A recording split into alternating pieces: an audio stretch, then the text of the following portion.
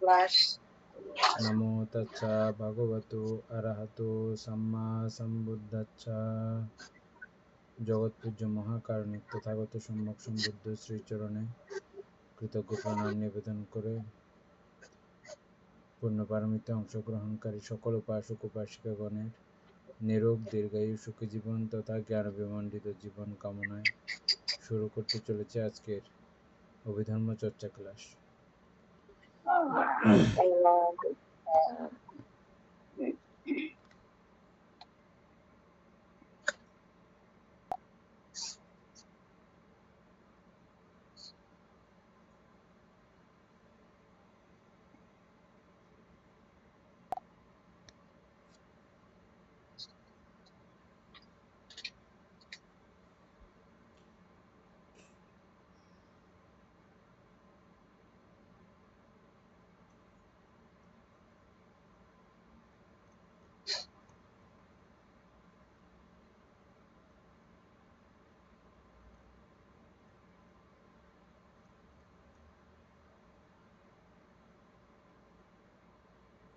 আমরা দশ অনুস্মৃতি ভাবনার মধ্যে ছিলাম।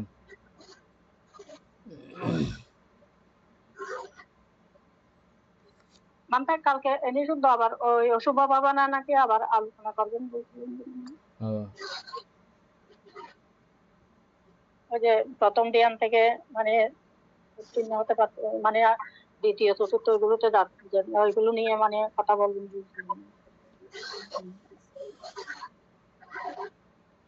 আনতে দশ অশুভ ভাবনা কি শুধু বিতর্ক বিচারের মধ্যেই থাকবে, প্রীতিতে যাবে না মনে হচ্ছে? কালকের আলোচনাতে সেটাই বুঝা যাচ্ছে যে প্রথম প্রীতিতে ধ্যান যদি না পর্যন্ত যায় লাভ করা যায় দশ অশুভ ভাবনার মাধ্যমে, প্রথম ধ্যান পর্যন্ত। আর দ্বিতীয় ধ্যান কেন লাভ করা যায় না? কারণ হচ্ছে যে বিতর্ক ছাড়া বিচার ছাড়া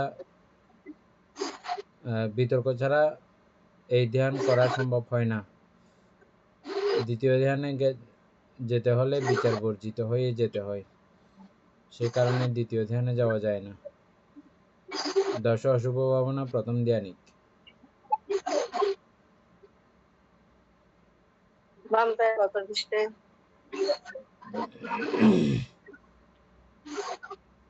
পেজ নাম্বার হচ্ছে যে 282 পেজের মধ্যে আমরা আছি এখন।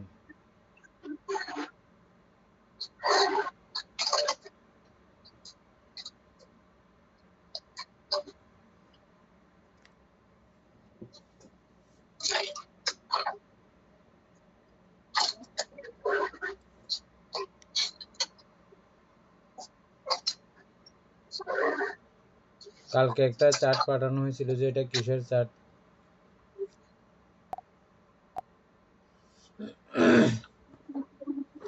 আমরা দশ অশুভ ভাবনা এটা পরে দেখে নেব, আজকে বুদ্ধানুস্মৃতি ভাবনাটা আলোচনা করি।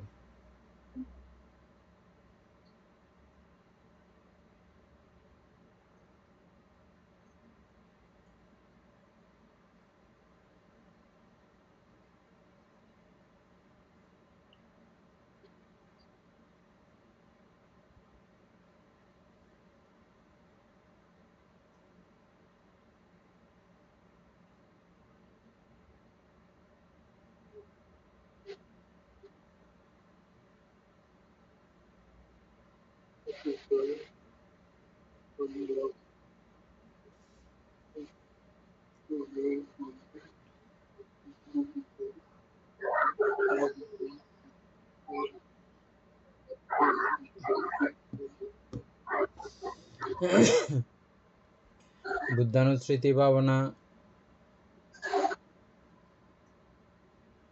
বুদ্ধের গুণ স্মরণ করে যে ধ্যান করা হয়, আর বুদ্ধের গুণ নর্মালি কোনো মানুষের বর্ণনা করে শেষ করতে পারবে না।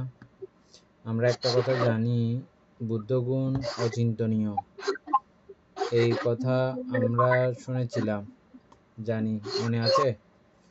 অচিন্তনীয় মানে হচ্ছে যে চিন্তা করে শেষ করা যায় না, আর যেগুলো চিন্তা করে শেষ করা যায় না এগুলো বর্ণনাও করে শেষ করা যায় না, বর্ণনা অতীত।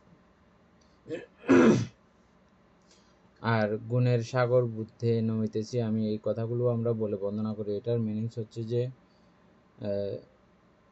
বুদ্ধ হচ্ছে যে গুণের সাগর, এই গুণের কোনো তুলনা বা কোনো মাপকাঠি পরিসীমা এরকম নাই। তারপর আমরা 9টা গুণ নিয়ে বুদ্ধের পুজো করি, বুদ্ধকে সম্মান জ্ঞাপন করি, বুদ্ধের প্রতি শ্রদ্ধা গৌরব উৎপন্ন করার চেষ্টা করি। সেই 9 প্রকার গুণের মধ্যে কিছু কিছু বিষয় এমনি নর্মালি কোনো বইয়ের মধ্যে এরকম আলোচিত হয় না। ইনি সেই ভগবান অরহৎ সম্যক সম্বুদ্ধ। এখানে গুণ হচ্ছে যে শুধু অরহৎ, এই গুণটা অরহৎ।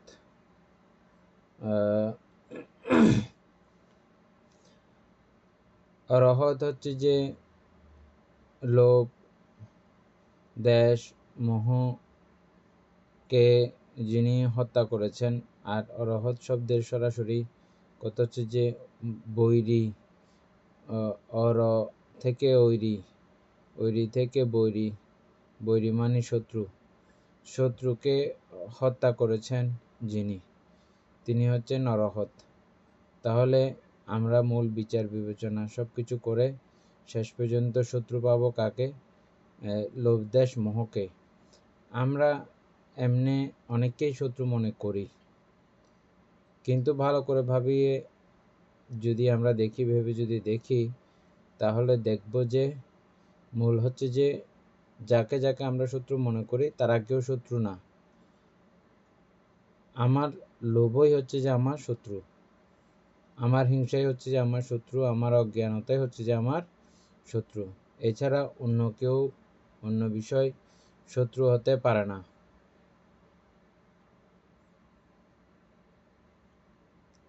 আপনাদের কাছে তারপরে মনে হতে পারে না আমার অমুক শত্রু আছে অমুক শত্রু আছে, মনে হতে পারে, কিন্তু এটা একটু করে বিচার বিবেচনা করলে আমরা দেখে যাব পক্ষান্তরে ও কিন্তু শত্রু না। শত্রু হচ্ছে যে ওই আমার মনে লোভ হিংসা অজ্ঞান, এই তিনকে যিনি হত করেছেন ওনাকে অরহৎ বলা হয়। এটা সম্যক সম্বুদ্ধের একটা গুণ অরহৎ। ইনি সেই নিয়ে আমরা কিছু আলোচনা করেছিলাম যখন ব্রহ্মজাল সূত্র আলোচনা করেছিলাম তখন, অর্থাৎ এই বুদ্ধের অবস্থান অবস্থিতি কোথায়, ওনার পরিধি কোথায়, কোন পর্যন্ত ওনার মানে ওনার বিস্তৃতি, এটা। তাহলে আমরা প্রথম থেকেই ব্রহ্মজাল সূত্রের মধ্যে দেখেছি যার যার জ্ঞান মাফিক, সাধারণ লোকীয় লোকাল পৃথকজন কামসেবী গৃহীগণ তারা তাদের মতো করে তারা বুদ্ধকে মাপতেছেন। বুদ্ধ কামসেবন হইতে বিরতি, অর্থাৎ বুদ্ধ পঞ্চশীল ধর্ম রক্ষা করেন। এটা নিয়েই তাদের বুদ্ধের প্রতি বিচার বোধ, এর বাইরে আর কিছু তারা জানেন না। এর পরবর্তী আরেকটু জ্ঞানী মানুষ তাদের মতো করে তারা দেখেছেন অষ্টশীল, 10শীল, 227 এভাবে ক্রমান্বয়ে বুদ্ধকে তারা দেখেছেন, শীলের মাপে বিচার করেছেন। আর যারা প্রথম ধ্যানিক, দ্বিতীয় ধ্যানিক, তৃতীয় ধ্যানিক তারা ওই ধ্যান মাফিক অনুসারে বিচার করেছেন, কিন্তু এগুলো প্রত্যেকের বিচার ব্যবস্থা বা বুদ্ধকে চিহ্নিত করার ক্ষমতা ছিল সবগুলো ভুল প্রমাণিত হয়েছে। আমরা ব্রহ্মজাল সূত্রে দেখলাম শেষ পর্যন্ত বুদ্ধের পরিধি কোথায়, বুদ্ধ কোন জায়গা পর্যন্ত উনি এটা বুঝেন। 31 লোকভূমির প্রত্যেকটি অবস্থা বুদ্ধের খুব নখে দর্পণে, এবং এগুলো অতিক্রম করে এগুলোর থেকে আরো বহু হাজার শত লক্ষ কোটি গুণ শক্তি বুদ্ধের সমস্ত ব্যাপারের মধ্যে ছিল, যেটার আশেপাশেও এই লোকীয় সত্যগণের গমনাগমন নাই, এমনতর শক্তি সম্পন্ন তিনি ছিলেন।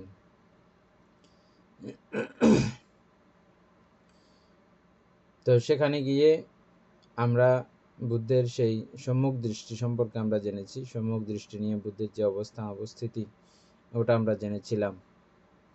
এটা হচ্ছে যে মূলত ইনি সেই ভগবান, মানে ইনি সেই বলতে একেবারে যাবতীয় গুণাবলীগুলো, বুদ্ধের বিশালতা, বুদ্ধের প্রখণ্ডতা,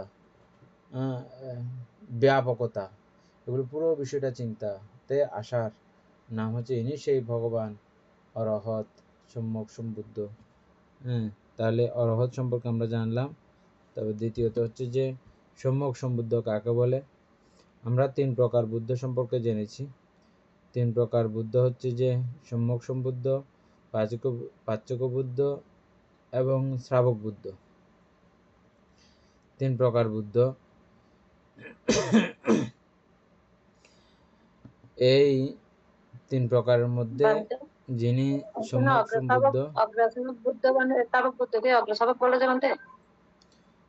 শ্রাবক বুদ্ধ, সবগুলোই ব্যাখ্যা করতেছি একটু একটু। প্রথম হচ্ছে যে শ্রাবক বুদ্ধ, যারা ন্যূনতম পক্ষে বুদ্ধের ধর্ম শুনে শ্রোতাপত্তি মার্গ লাভ করেছেন, তাদেরকে বৌদ্ধিক পরিভাষায় শ্রাবক বুদ্ধ বলা হয়। এটা গৃহীও হতে পারে, ভিক্ষুও হতে পারে, সবকিছু হতে পারে। অর্থাৎ শ্রোতাপত্তি মার্গফল লাভ করলে ওনাদেরকে শ্রাবক বুদ্ধ বলা হয়। বুদ্ধের কাছ থেকে ধর্ম শুনে যারা ন্যূনতম কল্পে শ্রোতাপত্তি মার্গফল লাভ করেন, তাদেরকে শ্রাবক বুদ্ধ বলা হয়। আচ্ছা, অনেকের মনে প্রশ্ন থাকতে পারে, সাধারণ মানুষকে এরকম বুদ্ধ বলা যায় নাকি? আমরা অসিতে মহাশ্রাবকের মধ্যে একজনকে দেখেছি, জানি আমরা, এবং অসিতে মহাশ্রাবক হিসেবে ওনাকে সম্মানিত করা হয়েছে এবং ভিক্ষু সংঘ গিয়েই ওনার দাহ কার্য সম্পাদন করেছিলেন। আমরা এটা বিশেষ করে অষ্টপুরস্কার দানের সময় আলোচনা করি। বিশেষ করে বাহিও দারেচুরিয় নামক একজন অসিতে মহাশ্রাবকের মধ্যে উনি একজন, ক্ষিপ্র বিজ্ঞালাভীদের মধ্যে উনি শ্রেষ্ঠ ছিলেন। খুব অল্প কথায় ধর্ম লাভ করেছেন, ধর্ম বুঝেছেন। বুদ্ধের পুরো সবিস্তারে এত বিশাল বিস্তৃত বিষয় খুব ছোট্ট কথাতে তিনি বুঝেছিলেন। ক্ষিপ্র বিজ্ঞা, অল্পতেই তিনি বুঝে গেছিলেন এবং সে অল্প থেকেই ওনার ধ্যান চর্চা শুরু হয়ে গেছিল। একটু করে গিয়েই তিনি মারা গেছিলেন। অষ্টপুরস্কার সংগ্রহ করতে গিয়ে গরুয়ে ডুস মেরে ফেলছিল, কিন্তু মারলেও তিনি কিন্তু তখন মনে প্রাণে বৌদ্ধ ভিক্ষু ছিলেন এবং ভিক্ষুগণকে বুদ্ধ নির্দেশ প্রদান করেছিলেন ওকে দাহ কার্য সম্পাদন করার জন্য। সেই শুধু সেটা নয়, বুদ্ধের 80 জন মহাশ্রাবকের মধ্যে ওনারও একটা স্থান। উনি কিন্তু তখন সাদা কাপড় পরিহিত ছিলেন, স্বাভাবিক কাপড় পরিহিত ছিলেন। উনি সরাসরি সন্ন্যাসীর এই বস্ত্র পরিধান করতে পারেননি, তথাপিও ওনাকে অসিতে মহাশ্রাবকের মধ্যে একজন। আচ্ছা, এই যারা শ্রোতাপত্তি মার্গফল ন্যূনতম পক্ষে লাভ করবেন তাদেরকে শ্রাবক বুদ্ধ বলা যায়। আর পাচক বুদ্ধ হচ্ছেন বুদ্ধের অনুৎপত্তি কাল, যখন বুদ্ধগণ উৎপন্ন হন না, তখন যাদের এরকম পারমি আছে, নিজে নিজে এই ধর্ম লাভ করার মতো পারমি যাদের আছে, তারা নিজে নিজে এটা লাভ করেন, নিজে থেকে এই সত্য ধর্ম লাভ করেন। লাভ করে তিনি অরহৎ হন। শ্রোতাপত্তি মার্গ হইতে ক্রমান্বয়ে অরহৎ হন। এই অরহৎ হইলে ওনাদেরকে বলা হয় পাচক বুদ্ধ। তখন বুদ্ধের কাছ থেকে ওনাদের কোনো ধর্ম শ্রবণ করার ব্যাপার নাই, অটোমেটিকভাবে তারা ঋষি ধর্ম আচরণ করতে করতেই অরহৎ হয়। তো তাদেরকে বলা হয় পাচক বুদ্ধ। সম্যক সম্বুদ্ধ হচ্ছে যে যিনি স্বয়ং সম্বুদ্ধি নিজে লাভ করেছেন এবং ওই নিজে লাভ করা বিষয় অন্যজনকে প্রসার করার জন্য ওনার সেই ক্ষমতা আছে। উনি এটা প্রচার করতে পারেন, ধর্মচক্র প্রবর্তন করেন, সারা বিশ্বব্যাপী আছে। কোথায় জন্মগ্রহণ করেছেন? ভারতের মধ্যে, আর সেটা সারা বিশ্বব্যাপী আছে মানুষের আচরিত ধর্ম। শ্রেষ্ঠ ধর্ম হিসেবে প্রতিপালিত বা সকলের কাছে আমাদের জ্ঞাতব্য জানা বিষয় সেটা। ধর্ম নিজে লাভ করেন এবং অপরকেও বলতে পারেন। তারপরে ইনি হচ্ছে সম্যক সম্বুদ্ধ। তাহলে আমরা 2 নাম্বার এটা গুণ, অরহত, তারপরে সম্যক সম্বুদ্ধ। তারপরে 3 নাম্বারে কি আছে? বিদ্যা ও আচরণ সম্পন্ন। বিদ্যা ও আচরণ সম্পন্ন, এটা 2টা ভাগে আমরা জানব। জগতে যত প্রকারের বিদ্যা আছে, জগতে যত প্রকারের বিদ্যা আছে, চারিধাতুকে কেন্দ্র করে এবং এই নামকে কেন্দ্র করে, রূপকে কেন্দ্র করে জাগতিক সমস্ত বিষয় হয়েছে। বিভিন্নটার বিভিন্ন কোয়ালিটি, বিভিন্ন ধরনের ব্যাপার রয়েছে এবং চক্রবাল ভেদীয় এদের উন্নতা নিম্নতা নানা ধরনের পরিলক্ষিত হয়। মানুষের জ্ঞান বিজ্ঞানের গতিধারাকে কেন্দ্র করেও নানা ধরনের পরিবর্তন পরিলক্ষিত হয়। এগুলো যাবতীয় যত ধরনের শিক্ষাবিদ্যা আছে, এগুলো সব কিছু সম্পর্কে বুদ্ধ জ্ঞাত থাকেন, বুদ্ধ জানেন এগুলো। আর এটা জানাটা মহৎ এবং ব্যাপক কিছু নয়, এটা জানাকে তেমন কোনো গুরুত্ব এখানে বুদ্ধ দেননি, বা আমরাও সেই দিক থেকে এটাকে বড় বলে জানবো না। এখানে বড় কোনটা? এখানে হচ্ছে যে কোন বিদ্যা আচরণ করলে নির্বাণ অধিগত করা যায়, ওই বিদ্যা তিনি নিজেও আচরণ করেছেন, অপরকেও আচরণ কিভাবে করবে, কিভাবে করতে হবে, এগুলো দেখাই বুঝাই খুব সুন্দর করে উত্তম রূপে বলতে পারেন। নিজেও করেন এবং অপরকেও এটা দেখানোর ক্ষমতা রাখেন। বিদ্যা ও আচরণ সম্পন্ন। তারপর হচ্ছে যে সুগত।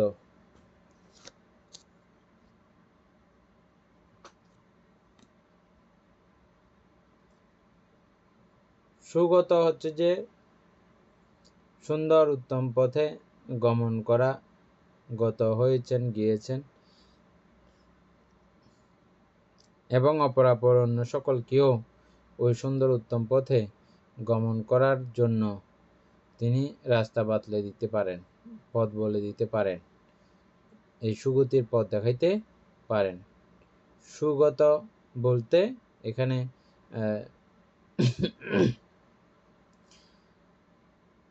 সরাসরি নির্বাণের রাস্তাকে আমাদের বুঝতে হবে। তারপর হচ্ছে যে লোকবিদ। লোকবিদ, লোকবিদ মানে হচ্ছে যে লোক সম্পর্কে বা পুরো প্রাণীকুল সম্পর্কে তিনি অতীব কবিদ। কবিদ মানে এটা তো ওনাদের সম্পর্কে জানা তো জানে, একেবারে আরো চাইলেও কবিতা বানিয়ে ফেলতে পারে। কবিদ, কবিদ কথাটা শুনেছেন আপনারা কখনো? লোকবিদ মানে ওই লোক সম্পর্কে বেশি অতি জানা, সীমাহীন জানেন, যেটা অন্য কোনো মানুষের পক্ষে জানা সম্ভব নয়। লোকবিদ প্রত্যেকটা লোক সম্পর্কে, 31 লোক সম্পর্কে সম্যক সম্বুদ্ধের এভাবেই জানা আছে। এটাকে বলা হয় লোকবিদ। এবং শুধু জানা থেকে সেখানেই তিনি ক্ষান্ত নন।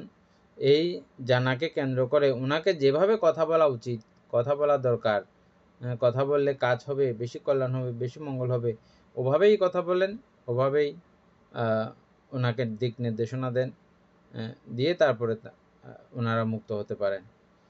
এটা লোকবিদতা, এটা বুদ্ধের কাছে, বুদ্ধের সমান অন্য কারো কাছে আর এটা নাই, লোকবিদ। এরপরে কি আছে?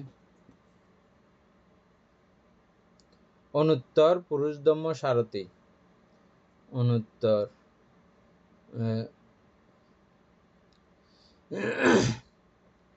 নিজেকে যেভাবে তিনি উত্তম রূপে দমিত করেছেন, এই দমনের আর কোনো সীমা পরিসীমা নাই, এবং অন্যকেও এই উত্তম থেকে উত্তম রূপে দমিত করার দমনীতি ওনার কাছে জানা আছে।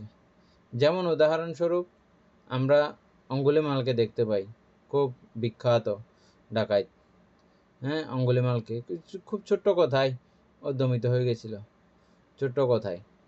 কিরকম ছোট্ট কথা? হাঁটছিলেন বুদ্ধ ভগবান, অঙ্গুলিমালা বলছিল যে আপনি দাঁড়ান। বুদ্ধ বলছিলেন আমি দাঁড়িয়ে আছি, আমি স্থির, কিন্তু তুমি অস্থির। অস্থির বলাতে তখন ওনার খুব মাথায় লেগেছে, কারণ অঙ্গুলিমাল তখন দাঁড়িয়েছিল। দাঁড়িয়ে থেকে বুদ্ধকে বলছিল যে আপনি দাঁড়ান, আর বুদ্ধ তখন চন্দ্রমনে একটু একটু একটু করে হাঁটতেছেন। তো দাঁড়িয়ে ছিল আর বুদ্ধ হাঁটতেছে, তাহলে কথাটা ব্যতিক্রম হয়ে গেছে না? বুদ্ধ বলছে যে আমি স্থির আছি, তুমি স্থির হও। বলছে আমি তো স্থির আছি, আমাকে আবার স্থির হইতে বলছে, এটা কোন ধরনের কথা? তখন ও পাল্টাভাবে বলল, দেখেন সন্ন্যাসীরা মিথ্যা বলে না, কারণ মিথ্যা বলে যখন স্বার্থ থাকে তখন আমরা মিথ্যা বলি, মিথ্যার আশ্রয় নিই। যখন স্বার্থ থাকে না তখন আমাদের মিথ্যা বলার কোনো প্রয়োজন পড়ে না। আর সন্ন্যাসীরা সমস্ত স্বার্থ বাড়িতে ত্যাগ করে চলে আসছেন, তাদের সেজন্য মিথ্যা বলার প্রয়োজন পড়ে না। অরিজিনাল সন্ন্যাসী হলে তারা মিথ্যা বলেন না, বুঝছেন? যদি সন্ন্যাসী এমনি কাপড়ে চোপড়ে সন্ন্যাসী, মাথা মুন্ডনের সন্ন্যাসী, অরিজিনালি কোনো সন্ন্যাসীর মানসিকতা নাই, তারা মিথ্যা বলতে পারেন। তাহলে সুতরাং দেখেন ছোট্ট একটা বিষয়ের মধ্যে কোথায় ও হচ্ছে যে একজন ডাকাত এবং খুব সাংঘাতিক ধরনের খুনি, ওর মাথায় ওই চিন্তা আছে যে সন্ন্যাসীরা মিথ্যা বলে না। হ্যাঁ, এটা কি কথা? আমি বলে অস্থির, বুদ্ধ হাঁটতেছে তারপরে বলল স্থির, তারপরে এটা নিয়েই জিজ্ঞেস করলেন কেন আপনি এটা বললেন, আপনি অস্থির হয়ে বলতেছেন যে স্থির। তখন বুদ্ধ বুঝিয়ে দিলেন যে যারা সদা সর্বদা প্রাণের প্রতি দয়াশীল, করুণাপরায়ণ, মৈত্রীপরায়ণ, তাদেরকে বৌদ্ধিক পরিভাষায় বা জ্ঞানীজনের ভাষায় তাদেরকে স্থির বলা হয়। আর যারা সবসময় প্রাণীর প্রতি নির্দয়, দয়াহীন, তারা অস্থির, সদা সর্বদা চঞ্চল। এভাবে বললেন, ও আর্য ধর্ম মতে কি এটাই? বলছে হ্যাঁ এটাই। এভাবে কয়েকটা কথোপকথন হতেই সে বুদ্ধের পরম ভক্ত হয়ে গেলেন এবং সমস্ত অস্ত্রশস্ত্র বুদ্ধের পায়ে সমর্পণ করে ও বৌদ্ধ ভিক্ষু হিসাবে দীক্ষা নিয়েছিলেন। তাহলে এগুলো হচ্ছে যে কি, এই দমনীতি, অনুত্তর পুরুষদম্য সারথি।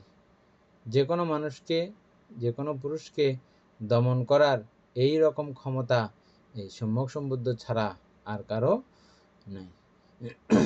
এগুলো আমি খুব সংক্ষিপ্তভাবে বলে দিচ্ছি যে আমরা এগুলো এমনি নর্মালি আরও বিভিন্ন জায়গাতে পাবো, তখন আরও পড়ব। যেটা পিডিএফ পাঠানো হয়েছে সেখানেও আছে, সেই আলোচনার দিকে আমরা যাচ্ছি না। তারপর হচ্ছে যে কি, বুদ্ধ, তারপর হচ্ছে যে ভগবান, না এর আগে আরেকটা আছে, সাত্তা দেবা মানুষান, এটা একটা আছে, সাত্তা দেবা। শাস্তা মানে হচ্ছে শিক্ষক, তৎকালীন সময়ে শাস্তা বলতেন শিক্ষককে। সাত্তা দেবা মানুষানাম, শুধু উনি মনুষ্যগণের শিক্ষক ছিলেন না, উনি দেবগণেরও শিক্ষক ছিলেন। দেবগণ বলতে এখানে আবার শুধু দেবলোকের দেবগণ না, ব্রহ্মলোকের ব্রহ্মাদেরকেও বুঝতে হবে। এই দেব ব্রহ্মাগণের সর্বশ্রেষ্ঠ, সর্বোন্নত, সর্বশ্রেষ্ঠতম শিক্ষা দান করার ব্যক্তিত্ব একজন, তিনি হলেন এই সম্যক সম্বুদ্ধ। এই জন্য বুদ্ধ ভগবানের 9টি গুণাবলীর মধ্যে, 9টি টাইটেলের মধ্যে এটাও একটা। অনুত্তর পুরুষদম্য সারথি, দেব মনুষ্যের শাস্তা, দেব মনুষ্যের সর্বশ্রেষ্ঠ শিক্ষক। তারপর হচ্ছে যে বুদ্ধ ভগবান। বুদ্ধ মানে হচ্ছে কি? বুদ্ধ বোধ, বুদ্ধি, জ্ঞান এবং সর্বশেষ এটাকে বলা হয় জাগ্রত, সজাগতা। আমরা একটা সূত্র শুনি প্রায় সময়, সূত্রের লাইনগুলো এমন বুদ্ধের কোনো কায়িক কর্ম কখনো ভুল হয় না। বুদ্ধের কোনো মানসিক কার্যক্রম, মানসিক চিন্তাভাবনাতে কোনো ভুল হয় না। বুদ্ধের বাচনিক কোনো কথাবার্তার মধ্যে কোনো সময় ভুল পরিলক্ষিত হয় না। এই 3 বিষয়ে কখনো বুদ্ধের ভুল পরিলক্ষিত হয় না, বা যেদিন থেকে তিনি বুদ্ধত্ব লাভ করবেন কায়িক, বাচনিক, মানসিকভাবে কোনো ভুল তিনি করেন না। এটা সম্যক সম্বুদ্ধগণের ধর্মতা। তো তালিবানতে অন্যান্য অরহতগণ, হ্যাঁ অরহতগণের হতে পারে সমস্যা, ত্রুটি বিচ্যুটি হতে পারে, কিন্তু সম্যক সম্বুদ্ধের বেলায় এটা ভিন্নতা। এটা বুদ্ধগণের গুণধর্মতা। কেন হয় না? কারণ বুদ্ধ ভগবানের এই চিত্তগতি কত দ্রুত, কত সূক্ষ্ম, কত নিপুণ, এটা আমরা অন্তত ওই পর্যন্ত বুঝতে না পারলেও, চিন্তা না পারলে আইডিয়া করতে পারতেছি কত দ্রুত এটার গতি। এটা পুরো রকেটের ঘূর্ণন, রকেটের যে ইঞ্জিনগুলো আছে ওই ঘূর্ণনগুলো কীরকম হবে, অত ঘূর্ণন থেকেও আরও অধিক শক্তিশালী, অতীব বেশি ঘূর্ণন প্রক্রিয়া আমাদের এই চিত্ত জগতের মধ্যে বিদ্যমান। এত ঘূর্ণনের মধ্যে এগুলোকে আবার ইয়া রাখা, শাসনে রাখা, বারণে রাখা, এটা কি চারটিখানি কথা? মানে পর্যবেক্ষণ করে কথা বলার আগে হয়তো এগুলো আমরা চিন্তা করে কথা বলতে পারি। যারা খুব ভাবুক মানুষ, যারা চান যে কি আমাদের কথা একটু ভুল না হোক, তারা দেখবেন খুব আস্তে আস্তে স্লোলি করে কথা বলে। স্পিডে কথা বলতে গেলে অনেক সময় মিস্টেক হয়ে যায়। আর যারা চিন্তা ভাবনাশীল, আমার কথা একটু ভুল না হোক, তারা কিন্তু খুব আস্তে আস্তে, থেমে থেমে, সুন্দর করে গুছিয়ে সাজিয়ে গুছিয়ে বলেন। খেয়াল করেছেন? কেন? ওই কথাগুলো তিনি চিন্তা করে বলতেছেন। আগে একবার মনে মনে বলে, তারপরে আওয়াজ সাউন্ড করে বলে, এভাবে। তাহলে এটা হচ্ছে যে প্রত্যবেক্ষণ, বাচনিক প্রত্যবেক্ষণ, মানে বাক্যকে প্রত্যবেক্ষণ করে বলা। কাজ, আমরা দৈহিকভাবে যে কাজগুলো করি ওই কাজগুলোকে প্রত্যবেক্ষণ করে করা। এই কাজটা আমি কেন করতেছি, কি কারণে করতেছি, কি লাভ, কি কল্যাণ, এগুলো যাবতীয় পর্যবেক্ষণ করে, প্রত্যবেক্ষণ করে তারপর ওই কাজটা করেন। এই দুইটা চাইলে সাধারণ মানুষও আমরা পারি, কায়িক কাজ এবং বাচনিক কাজ। কিন্তু মানসিক এই কাজটা, এটা বিপাশনা ছাড়া অন্য কোনোভাবেও এটা সম্ভব নয়। কিন্তু তথাগত সম্যক সম্বুদ্ধগণ এই যখন থেকে বুদ্ধি লাভ করেন তখন থেকে একেবারে পরিনির্বাণ মঞ্চে আসা পর্যন্ত, শেষ চিত্ত নিভে যাওয়া পর্যন্ত, ওনার কখনো কোনোভাবেও এই চিত্ত বিচ্যুতি বা চিন্তা ভাবনা ছাড়া, ওনার কন্ট্রোলিং ছাড়া কোনো চিত্ত উৎপন্ন হবে না। বুঝছেন? এটা খুব সাংঘাতিক।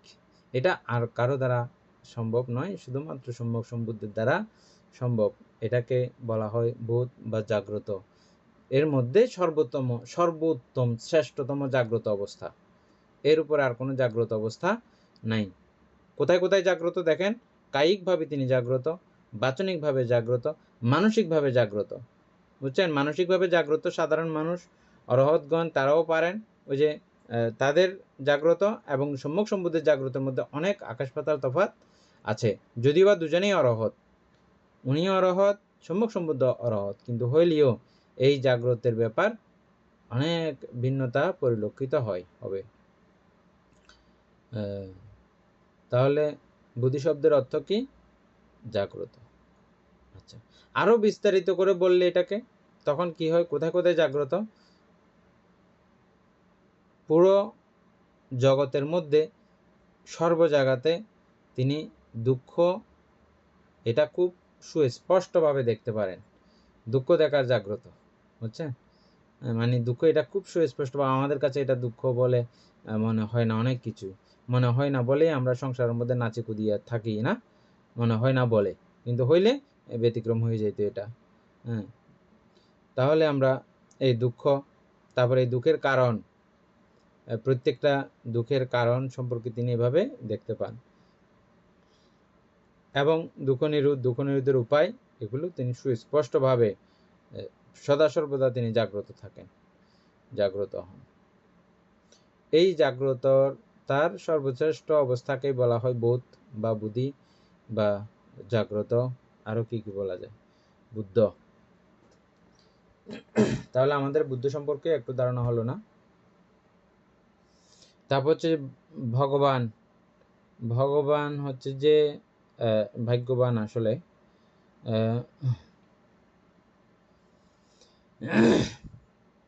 ভাগ্যবান।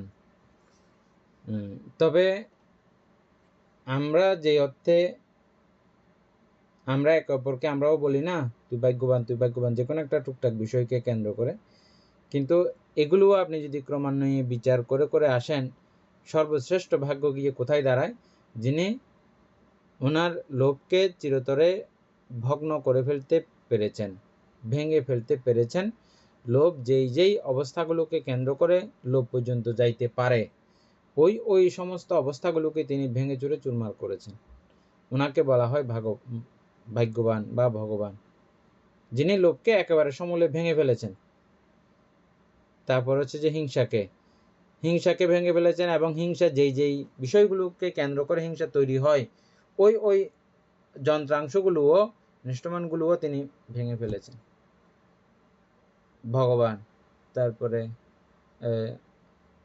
মোহ বা অজ্ঞানতা, যেই যেই কারণে মোহ উৎপন্ন হয়, মোহকে তো ভেঙেছেন, এবং মোহ যেই যেই বিষয়কে কেন্দ্র করে আবার পুনরায় সংগঠিত হতে পারে, ওই সামগ্রীগুলোও তিনি ভেঙে ফেলেছেন। এই জন্য বিবিধ গাথার মধ্যে আমরা পেয়ে থাকি ভাগ্যা রাগ অতি ভাগবত, ভাগ্যা দোষ অতি ভাগবত, ভাগ্যা মোহ অতি ভাগবত। এই লোভ, দেশ, মোহ, এই তিন অবস্থা যিনি ভেঙে ফেলতে পারেন, ওনাকে বলা হয় ভগবান বা ভাগ্যবান, সর্বশ্রেষ্ঠ ভাগ্যবান। আর আমরা ভাগ্য বললেও, এদিকে ভাগ্য বললে আবার এদিকে সেই আরেকজনের কাছে গেলে এটা দোষের। যেমন মনুষ্যলোকের মধ্যে যারা সমৃদ্ধশালী, তারা অত্যন্ত আমরা নিজেকে ভাগ্যবান বলি, ভাগ্যবান মনে করি, কিন্তু একজন দেবতার কাছে, ছোট দেবতার কাছেও এই ভাগ্যটা একেবারে নিষ্প্রভ, একেবারে কোনো গণার মধ্যে পড়ে না। বুঝতেছেন কথাটা? একেবারে কোনো গণার মধ্যে পড়ে না। আবার ওই দেবলোকে মনুষ্যলোকের সঙ্গে এরকম তুলনীয় করলেও, যখন এর উচ্চতম দেবতার সঙ্গে সে পরিমাপ করে, তখন তাকে সে খুঁজে পায় না। এভাবে প্রত্যেকটা জায়গায় এক একটাকে এভাবে প্রতিহত করেছে। তাইলে তারা ওর সঙ্গে যখন মিলিত করতে যায়, তো আর ভাগ্য নাই, আমি ভাগ্যবান না, ও ভাগ্যবান। যে এখন আপনি আপনার ওই নিম্ন স্তরের কিছু মানুষকে দেখে আপনি আপনাকে অনেকটা ভাগ্যবান মনে করেন, কিন্তু আপনার উচ্চ স্তরের যারা আছে তাদেরকে দেখলে ওইটারা কত ভাগ্যবান, আর তো নির্ভাগ্য নইলো দেরি। হ্যাঁ, আবার এটা আপনার মনের মধ্যে চলে আসে। তাইলে ওটা বললে তো তাইলে সত্যিকারের ভাগ্যটা আছে বলে ওরকম করে আমরা বুঝতে পারি না, জানতে পারি না, বুঝছেন? সত্যি সত্যি কিন্তু এটা আসলেই ভাগ্য নয়। তাহলে মূল ভাগ্য এইভাবে করতে করতে শেষ পর্যন্ত ভাগ্য দাঁড়ায় কোথায়? যিনি এই লোভ ত্যাগ করেছেন, হিংসা ত্যাগ করেছেন, অজ্ঞান ত্যাগ করেছেন, উনি ভাগ্যবান। আরও যদি সহজ ভাষায় বুঝেন, যেটা আপনাদের সঙ্গে বহুবার আলোচনা করা হয়েছে, যেমন আমরা ব্রহ্মলোকের যিনি সর্বশ্রেষ্ঠতম অবস্থানে থাকেন, নৈবসংজ্ঞা নাসংজ্ঞা আয়তনের ব্রহ্মারা না, অরূপগোচর, ওদেরকে যদি ভাগ্যবান যদি আমরা স্বীকার করি, তো তারা তো মরে যাইলে আবার কেমনে ভাগ্যবান হইল? তার এত প্রাপ্তি, এত বিশালতা রেখে সে যদি মরে যেতে হয়, তাহলে কি আর তাকে ভাগ্যবান বলা যায়? অবশ্যই ভাগ্যবান বলা যায় না। সেজন্য এই সমস্ত জায়গাগুলো ভাগ্যহীন অবস্থা, শুধুমাত্র লোভ, দেশ, মোহের চিরক্ষয় চিরশান্ত অবস্থায় হচ্ছে যে একমাত্র ভাগ্যবান। আমি যেই কথাগুলো বলেছি, এই কথাগুলো ভাবতে ভাবতে, চিন্তা করতে করতে যে ধ্যান করা হয়, এটাকেই বলা হয় বুদ্ধানুস্মৃতি ভাবনা। এগুলো তো আরও ব্যাপক আছে, এগুলো আপনারা ক্রমান্বয়ে পরে আরও কমপ্লিট করে নেবেন। আর আমি এটা পাঠাই দিছি যে আপনারা পরে নেওয়ার জন্য, বুঝছেন? পরে যাচাই করে প্রত্যেকটা জিনিস বিশদ ব্যাখ্যা আছে, আলোচনা আছে। আমাদের দীপেন বাবু যেটা পাঠাইছেন, বুঝছেন, এটা পুরোটা পড়ে ফেলবেন আপনারা ঘরের মধ্যে বসে।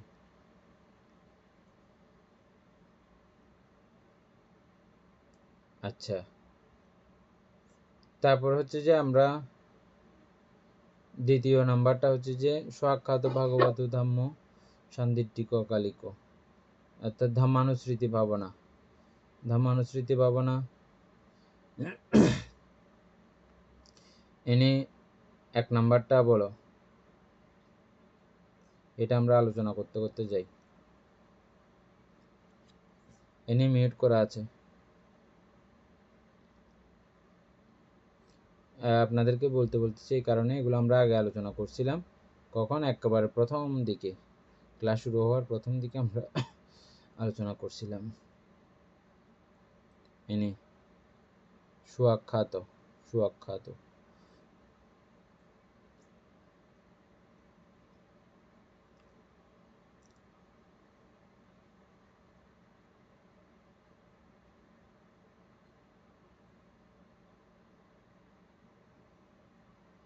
মিউট করা, এনে মিউট করা।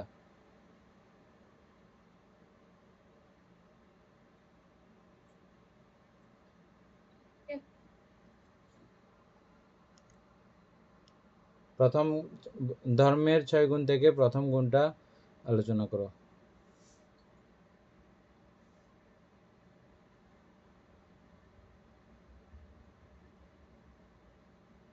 আমি পারবো না। দিবেন বাবু করেন।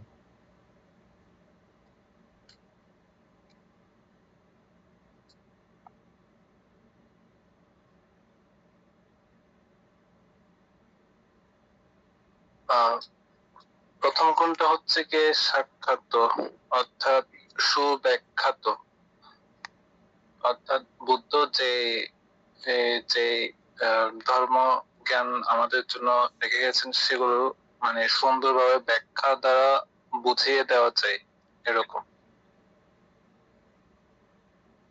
ভান্তে আশা করি সবাই বুঝছেন। এটা হচ্ছে যে কিছু কিছু বিষয় আছে অপ্রকাশিত, এটা এরকম বলেছেন অমুকে, এটা তোমাকে বাধ্যগত মানতে হবে, এটা বাধ্যগত না। এটা হচ্ছে সুন্দর রূপে উত্তম রূপে ব্যাখ্যা করা থাকবে, কোনো রকমের এখানে কি নাই, গোপনীয়তা নাই, একেবারে পরিষ্কার করে সুব্যাখ্যাত, উত্তম রূপে ব্যাখ্যাত, সুন্দর রূপে ব্যাখ্যাত, যত প্রকারের সুন্দর ব্যাখ্যা হওয়া উচিত সেরকম। আমরা যেমন আর্যাষ্টাঙ্গিক মার্গের ব্যাখ্যা যেভাবে শুনতেছি, জানতেছি, এখন আলোচনা করতেছি, এটাই ধর্মের ব্যাখ্যা আর কি। এই আর্যাষ্টাঙ্গিক মার্গকে উত্তম রূপে ব্যাখ্যা করে রেখেছেন বুদ্ধ। কেন এটা করবে, কি কারণে করবে, এবং সেটা শুধু স্বর্গ নরক বিশ্বাসের সঙ্গে, মৃত্যুর পরের বিশ্বাসের সঙ্গে এটাকে কোনো সিস্টেম করে রাখেন নাই। এটা বিশ্বাস না করলেও তুমি কোনো অসুবিধা নেই, এটা এখনই আচরণ করো, এখনই তুমি ফল পাবে। যেটা আমরা সামান্য ফল সূত্রের মধ্যে দেখেছিলাম, প্রত্যক্ষ ফল তিনি জানতে, এখন আমি পালন করবো, এখন কি ফল পাবো, এটা মনে আছে না আপনাদের? সামান্য ফল সূত্রের মধ্যে, না আমারও মৃত্যুর পরের ফল দরকার নাই, এখনই ফল দরকার, এভাবে। সুতরাং এটা এত সুন্দর করে ব্যাখ্যা করা আছে যে এটা সবাই এই ব্যাখ্যাগুলো এসে পড়তে পারবে। এটা অমুকদের জন্য, অমুকদের জন্য না, অমুকদের জন্য, অমুকদের জন্য না, এরকম না, সকলেই এই ব্যাখ্যাটা শুনতে পারবে। তবে হ্যাঁ, তার মধ্যেও কিছু কথা তো অবশ্যই আছে, যেমন ইতিমধ্যে আপনারা জেনে গেছেন, ত্রিহেতুক পুদ্গল ছাড়া এই নির্বাণের প্রণালী তথা এই ধর্ম ব্যাখ্যা, এই ধর্মের গুরুত্ব, এটা সকলের পক্ষে বোঝা জানা আসলেই সম্ভব না। এটা অন্তত আপনারা এমনি বুঝে গেছেন। যারা ত্রিহেতুক পুদ্গল তারাই শুধু এটা বোঝার ক্ষমতা রাখতে পারেন, যদিও বা সুব্যাখ্যাত, সকলের জন্য এটা সুব্যাখ্যাত হইলেও এটা আপনি গরুকে বললে গরুর এটা এখন বোধগম্যতার মধ্যে গরু নেই। আর মানুষকে বলেন, কতগুলো পাগলা ছাগলা মানুষ আছে, ওদেরকে আপনি সারাদিন বুঝাইলেও কোনো কাজ হবে না। যারা খুব মেধাদীপ্ত, খুব অতি ধীমান, অতি পণ্ডিত, তাদেরকে একটু বলা মাত্র তারা বুঝে যায়। কিন্তু সুন্দর ব্যাখ্যা, কিন্তু সকলের জন্য ব্যাখ্যাটা সমান সুন্দর করেই আছে। বুঝা না বুঝা এটা আপনার উপরে নির্ভর করবে, আপনার জ্ঞান ও গম্ভীরতার উপরে নির্ভর করবে। যাই হোক, সুব্যাখ্যাত এরূপে সুন্দর রূপে উত্তম রূপে ব্যাখ্যাত আছে। ব্যাখ্যা করা আছে। উপাসক দীপেন বাবু, এটার মতো করে এটা খুব সুন্দর চারটা হয়েছে। হ্যাঁ, এই 6টা গুণকেও আপনি এভাবে সুন্দর করে বাইর করবেন, বাইর করে দেবেন। সবাই বাড়িতে এটা সুন্দর করে আমরা করে নেব যাচার মতো করে।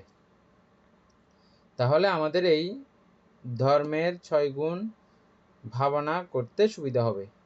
যাদের যাদের চরিত্রের সঙ্গে এটা মিলবে তারা তো অবশ্যই করবেন। আর এটা ছাড়াও আমরা প্রতিদিন সকাল সন্ধ্যা কিন্তু বন্দনা করতে এটা কিন্তু বলি আমরা। হ্যাঁ, এটা যদি একটু বুঝার মধ্যে চলে আসে বিষয়টা অনেক ভালো না? দ্বিতীয় নাম্বারে কি যে উপাসক জ্ঞানশ্রী সিংহ দ্বিতীয় নাম্বারটা বলে, এটা একটু ব্যাখ্যা করেন আপনি। সাক্ষাৎ ভগবত ধম্ম, ভগবত ধম্ম, ভগবত ধম্ম সন্দিট্টিক কালিক। ভগবানের ধর্ম সুব্যাখ্যাত। তারপরে দ্বিতীয় হচ্ছে স্বয়ং দর্শনীয়, হ্যাঁ, দর্শনীয় স্বয়ং ফল প্রদানে একটা বলবেন, অকালিক শুধু মানে একটা কালাকাল বলবেন যে, বিরহিত। একটা বলবেন যে শুধু সান্দিটিক, এটা বলবেন যে সন্ধিটিকে দর্শনীয় ফল প্রদানে নাকি মানতে দর্শনীয় ধম্ম, ভগবত ধম্ম সন্ধিটিক স্বয়ং দর্শনীয়। উপাসক দীপেন বাবু বলে সন্দিটিক এটা।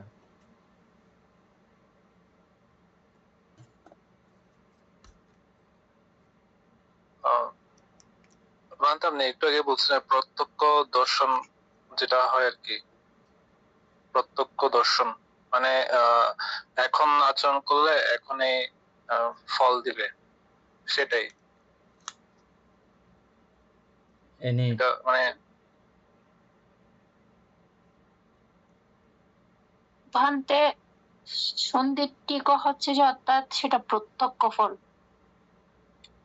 মানে যখনই কোনো যদি কর্ম সম্পাদন করে তখন ভালো কর্ম হলে বা সেটা আমরা ইহলোকে সেই ফলটা প্রত্যক্ষ করতে পারি। তো এই সন্দিট্টিককে কিন্তু 2 ভাগে ভাগ করা হয়েছে, একটা হচ্ছে যে বিদর্শন দূর, একটা হচ্ছে যে গ্রহন্ত দূর।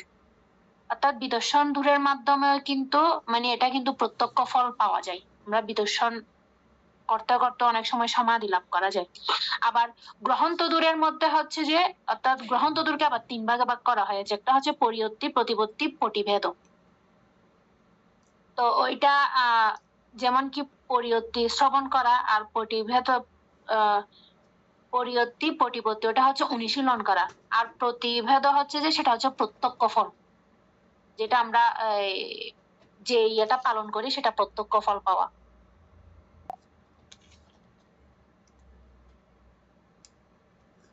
উপাসিকা লাভলি বড়ুয়া বলে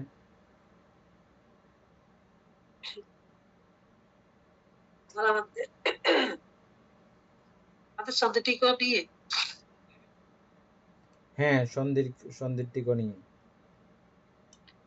আমাদের এই ধর্মের ফলটা কোনো কাল্পনিক বা কাল্পনিক না, বর্তমানে এটা মানে ফলটা প্রত্যক্ষ ভাবে দৃশ্যমান হয়, যা ফল করবে বর্তমান জন্মে এটা ফল ভোগ করবে। অমিতাভ বড়ুয়া বলেন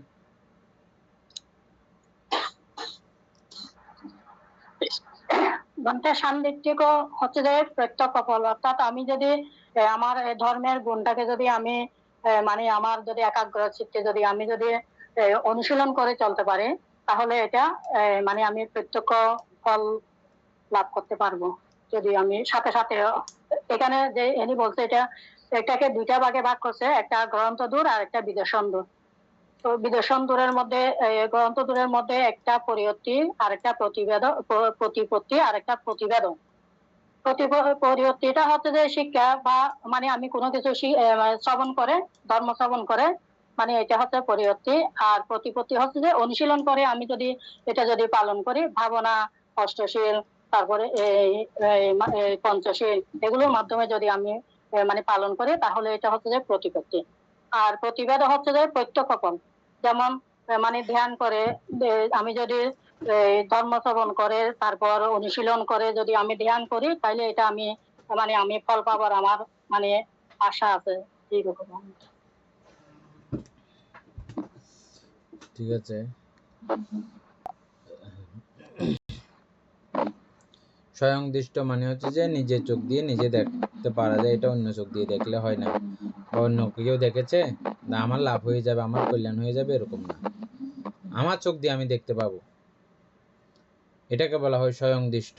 স্বয়ং মানে স্বয়ং নিজেকে বলা হয় স্বয়ং দৃষ্ট। আমাকেই দেখতে হবে, আমার মা দেখলে হবে না, আমার গুরুবান্তে দেখলে হবে না, আর কেউ দেখলে হবে না, আমাকে নিজেই স্বয়ং এটা দেখতে হবে। এটা স্বয়ং দৃষ্ট মানে নিজেকেই এটা গিয়ে দেখতে হয়, দেখতে পারা যায়। কিছু কিছু বর্ণনাতে বা বিষয়ে আছে না, ও সবার পক্ষ থেকে একজনে দেখলে হয়ে যায়, এটা এরকম না। এটা আপনারটা আপনিই দেখতে হবে। আপনার শ্রোতাপত্তি মার্গ, সুকৃতগামী মার্গ, অনাগামী মার্গ, রহত মার্গ এবং ফল, এগুলো আপনি নিজেরটা নিজেই প্রত্যক্ষ করবেন, নিজেরটা নিজেই দেখবেন। তারপর হচ্ছে যে অকালিক। অকালিক সুজা আছে, দীপেনবাবু বলে।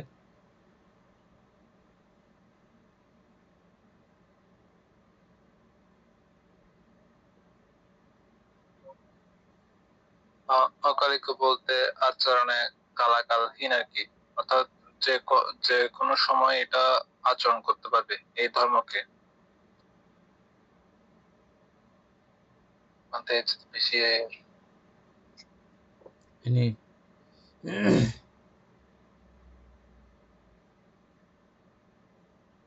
বানতে হ্যাঁ ঠিক আছে, তো এটা কাল সীমায় সীমাবদ্ধ নয় আর কি। মানে আমাদের বুদ্ধ বলেছেন যে মানে বুদ্ধের যে ধর্মটা যে কোনো সময় সেটা করা যাবে, সেটা শিশুকালে হোক, যৌবনকালে হোক বা বৃদ্ধকালে হোক, এটার করার জন্য কোনো ধরনের কাল সীমায় সীমাবদ্ধ থাকতে হয় না, যখন সময় পাবে তখনই অনুশীলন করতে বলেছে।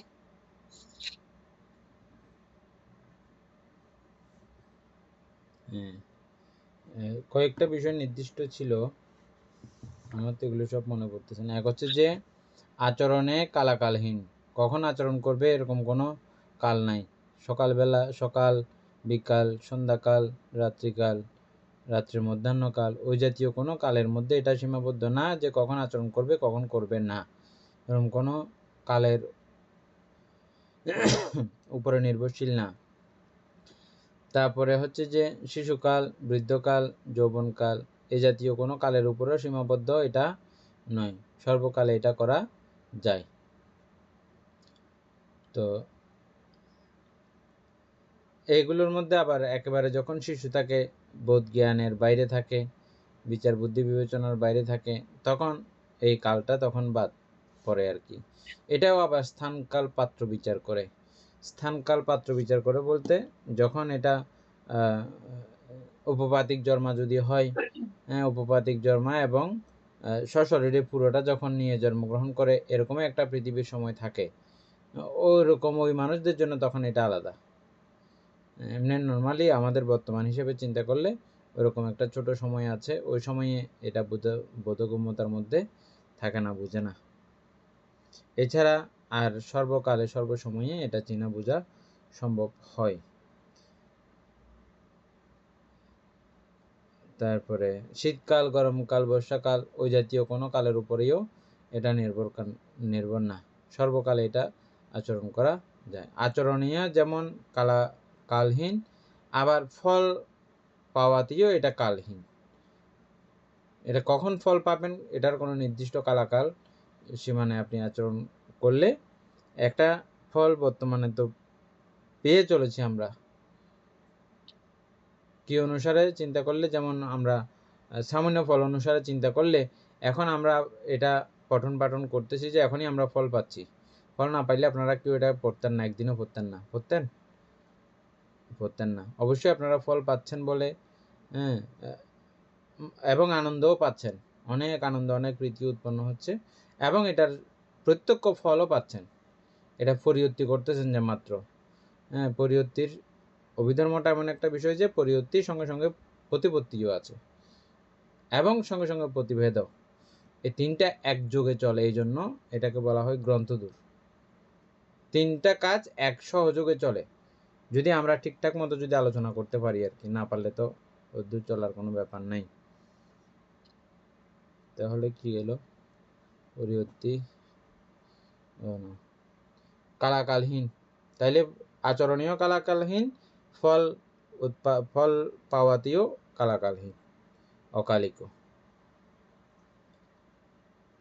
ইনি তারপরেরটা।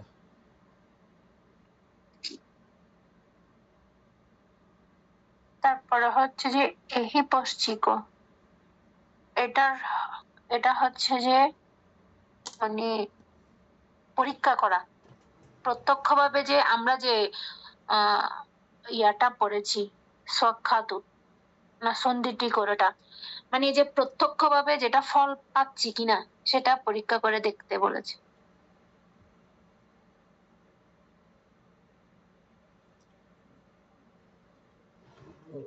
উপাসক দীপেন বাবু বলেন।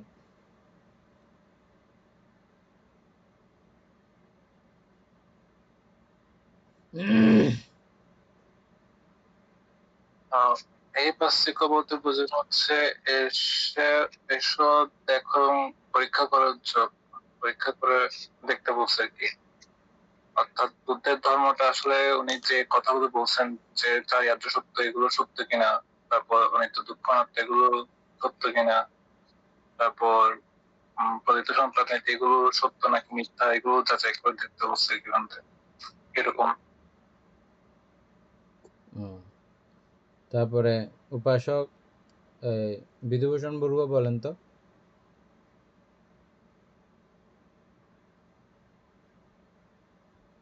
মিউট করা।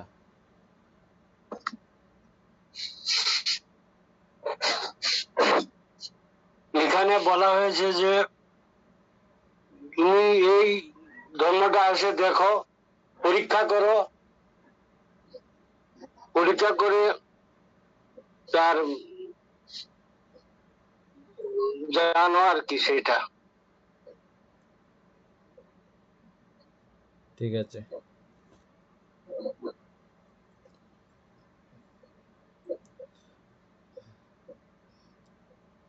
এহি পাচিকো হচ্ছে যে এসো দেখো, পরীক্ষা করো, যাচাই করো, বাছাই করো। কি কি এসো দেখো, কি কি যাচাই করার জন্য এখানে বলা হচ্ছে, যেটা আপনারা বলেছেন। আমি এই বিষয়টাকে দুঃখ বলেছি, পুরো সমস্ত জাগতিক বিষয়গুলোকে আমি দুঃখ নামে আখ্যায়িত করেছি। এটা ঠিক কিনা এটা বিচার করো, এসো দেখো। এবং এই দুঃখের কারণকে আমি তৃষ্ণাকে নির্ধারণ করেছি, এই দুঃখের কারণ। এবং এটা ঠিক কিনা, এই তৃষ্ণাই কি দুঃখের কারণ, এটা ঠিক কিনা এটা এসো। এটা শুধু শুনলেই হবে না, এটা এখানে এসে পরীক্ষা করতে হবে, যাচাই বাছাই করতে হবে। তারপরে হচ্ছে যে এসে দেখার যোগ্য, পরীক্ষা করার যোগ্য। এটা পরীক্ষা না করে গ্রহণ করবেন, মা বলেছে বলে, পরম্পরা বলেছে বলে, গুরুভান্তে বলেছে বলে, এতে বিশাল একজন ব্যক্তিত্ব বলেছেন বলে এটা মানার দরকার নেই। এসে পরীক্ষা করে গ্রহণ করার মতো এটা ধর্ম, এটাকে বলা হয় এহিপাচিক। তারপর উপাসক জ্ঞানেশ্বর সিংহ এর পরেরটা বলেন।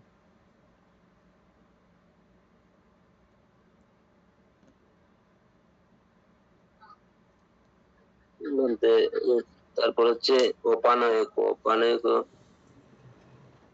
হচ্ছে মুক্তি এবং নির্বাণের প্রতি পরিচালিত করে, সঠিক লক্ষ্যে অভিমুখে অগ্রসর করে, ভিতর দিকে নিয়ে যায়, সেটাই।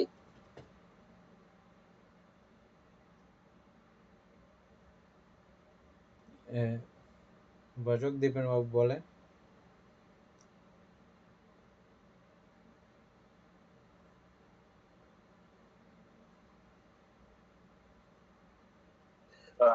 অর্থাৎ অপনায়িক, অর্থাৎ এই ধর্ম যারা পালন করবে, তারা আস্তে আস্তে দুঃখ মুক্তির পথে অগ্রসর হবে আর কি।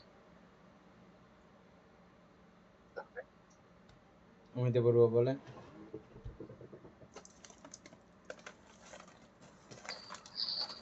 উপনায়ক অর্থ হচ্ছে বলতে এখানে উপরে যেটা মানে উপরে ওঠার সুযোগ, যেটা আমরা উপনয়ন বলে, নয়ন অর্থ চোখ। তো এখানে নয়ন চোখ 5 প্রকার দিয়ে মানে 5 প্রকার বলছে। উপরে যেভাবে যেটা আমরা উপরের দিকে যাব, সেটা হচ্ছে একটা হচ্ছে চর্মচক্ষু, আমরা যে জিনিস বা যতটুকু দেখি, মানে যতটুকু দেখি। আর মনোচক্ষু হচ্ছে যখন ধ্যানের মধ্যে বসে, এটা পরিকর্ম নিমিত্ত বা কোনো সাধক যদি কোনো কঙ্কাল, মানে কঙ্কালের নিমিত্ত দেখতে দেখতে চোখ বন্ধ করে ধ্যান করে, তখন এটা মনোচক্ষু হবে। আর দিব্য চক্ষু হচ্ছে যে প্রথম ধ্যান বা দ্বিতীয় ধ্যানই, তৃতীয় ধ্যান। তো মানে এগুলোকে হচ্ছে যে এইভাবে দেবতা, প্রেত, যজ্ঞ, এগুলো হচ্ছে যে দিব্য চক্ষুর মাধ্যমে যারা ধ্যান লাভ করে তাদেরকে। আর প্রজ্ঞা চক্ষু হচ্ছে যে অনিত্য, অনিত্যকে অনিত্য রূপে দেখা, দুঃখকে দুঃখ রূপে দেখা, অনাত্মাকে অনাত্মা রূপে দেখা। এটা হচ্ছে যে প্রজ্ঞা চক্ষু। আর একটা হচ্ছে সামন্ত চক্ষু বা বুদ্ধ চক্ষু। এটা বানতে জানি না, আগে ওই লিখে রাখছিলাম যে বানতে বলছিল, তো পাঁচটার কথা বলছিল। উপাসিকা এনি বড়ুয়া।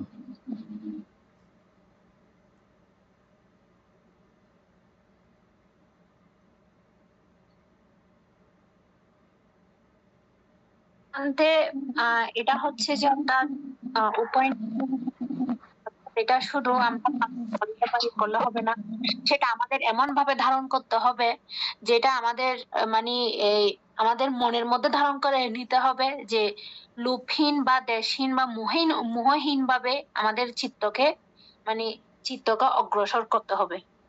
এটাই হচ্ছে যে উপনয়ক।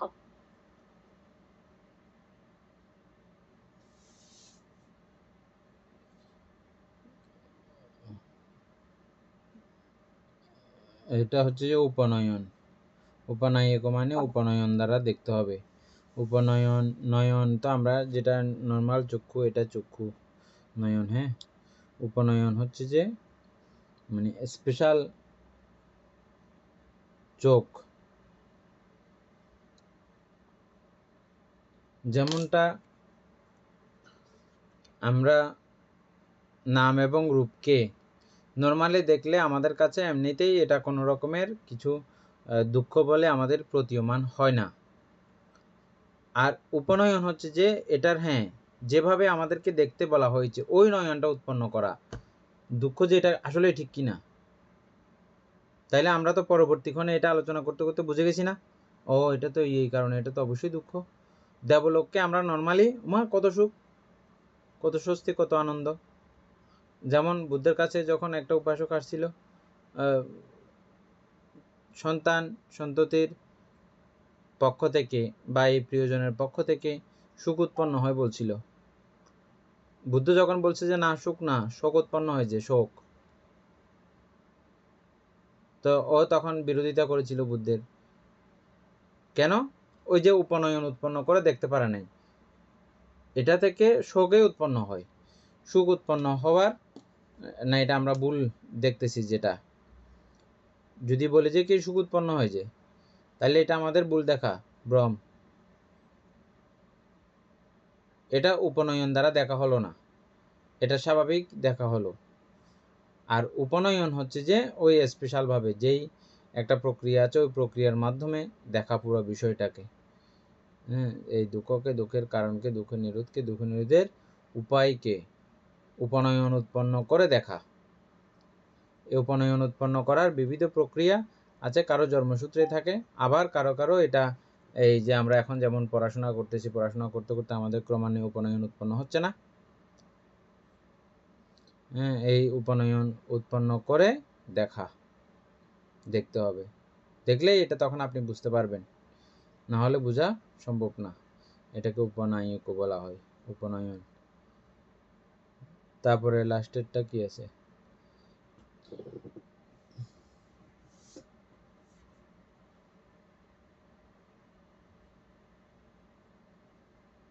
ইনি তারপরেরটা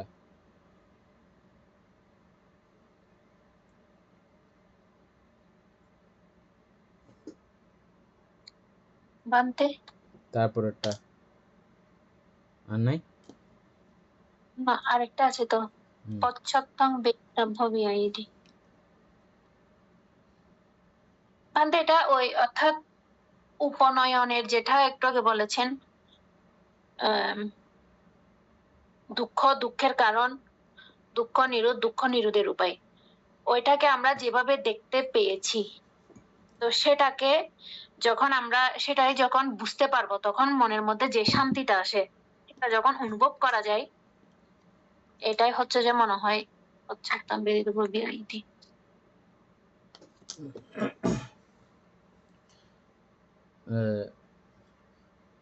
পাশ্চাত্যাং মানে প্রত্যক্ষ করতে পারেন, পাশ্চাত্যাং বেদিতব্য বিনয়তি, প্রত্যক্ষ এবং বিদিতব্য করতে পারেন মানে একেবারে খুব পুঙ্খানুপুঙ্খানুভাবে জানতে পারেন, বুঝতে পারেন এবং প্রত্যক্ষ করতে পারেন, সরাসরি এটার সঙ্গে কানেক্টেড হতে পারে। কারা? বিনয়তি,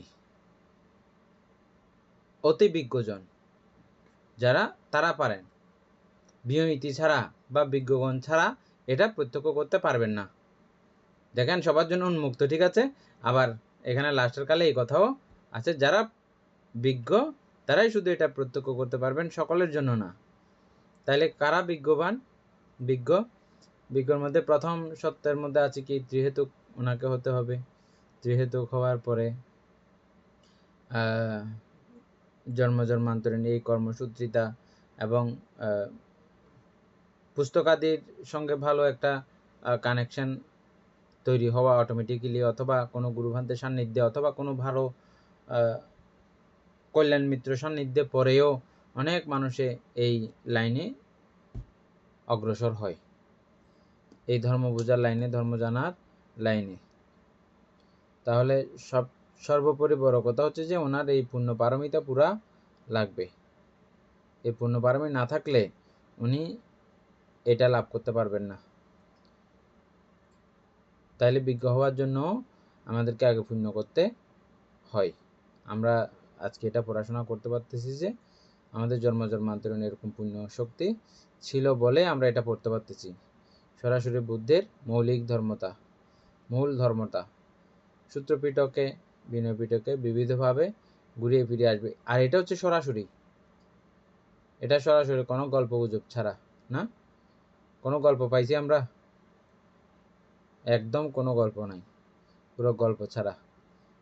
গল্প থাকলে তো একটু রস থাকে, আনন্দ থাকে, একটু মজা লাগে, কিন্তু এটা কোনো রস ছাড়া যে আপনারা এই এত দীর্ঘ সময় যাবৎ এই ক্লাস করে যাচ্ছেন, এটা কিন্তু সহজ কথা নয়।